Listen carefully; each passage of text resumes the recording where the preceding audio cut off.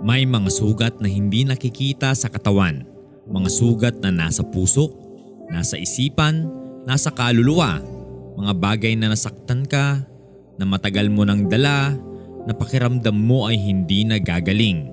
Ngayon, pag-usapan natin ang Diyos na nagpapagaling ng mga sugat na iyon. Kung bago ka sa channel na ito, hit subscribe para updated ka sa ating Bible meditation tuwing Lunes, Miyerkules at Biyernes.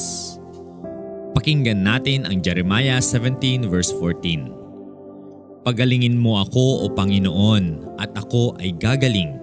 Iligtas mo ako at ako ay maliligtas sapagkat ikaw ang aking kapuri-puri. Pansin mo ang simpleng panalangin ni Jeremias dito? Hindi mahabang sermon, hindi magandang salita. 3 salita lang ang essence nito. Pagalingin mo ako. Direkta, tapat, at puno ng pananampalataya. Kasi sinabi niya, at ako ay gagaling, hindi baka gagaling. Nagtitiwala siya sa kapangyarihan ng Diyos na magpagaling. Si Jeremias ay tinatawag na weeping prophet, ang umiiyak na propeta.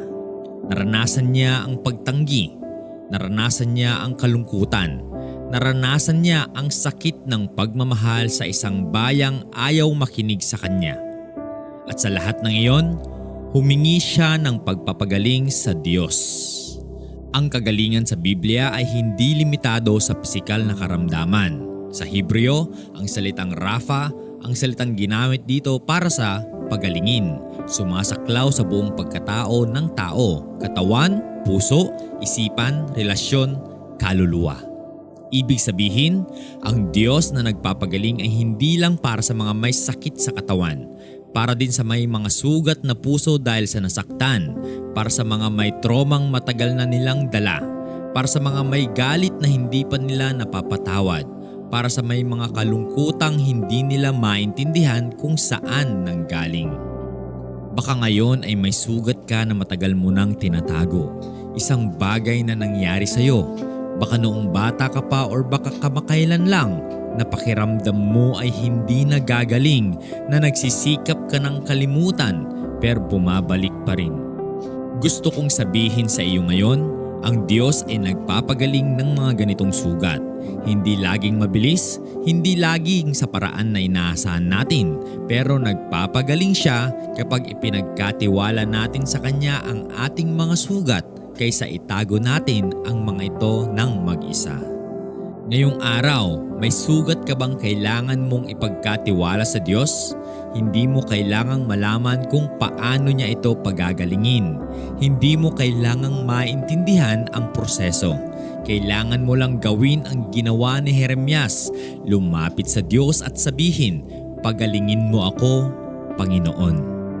Iyon ang simula ng kagalingan, ang pag-amin na kailangan mo ng tulong at ang pagpili na lumapit sa tanging isang may kapangyarihang magpagaling. Manalangin tayo. Panginoon, may mga sugat kaming dala na matagal na naming tinatago. Mga sakit na hindi nakikita ng ibang tao pero alam mo. Ngayon, tulad ni Jeremias, nananalangin kami sa iyo, pagalingin mo kami. Ang aming mga puso, ang aming mga isipan, ang aming mga relasyon, ang aming mga kaluluwa. Nagtitiwala kami sa iyong kapangyarihang magpagaling, sa iyong paraan, sa iyong panahon. Sa pangalan ni Jesus, Amen. Tandaan, ang Diyos ay nagpapagaling ng mga sugat na hindi nakikita ng ibang tao. Ipagkatiwala mo sa Kanya ang iyong mga sugat ngayon at maranasan mo ang Kanyang pagpapagaling. I-share mo ito sa isang taong may sugat na matagal na nilang dala. Mag-subscribe sa Voice of Hope. May bagong Bible meditation tuwing Lunes, Miyerkules at Biyernes. Hanggang sa muli, mahal kayo ng Diyos.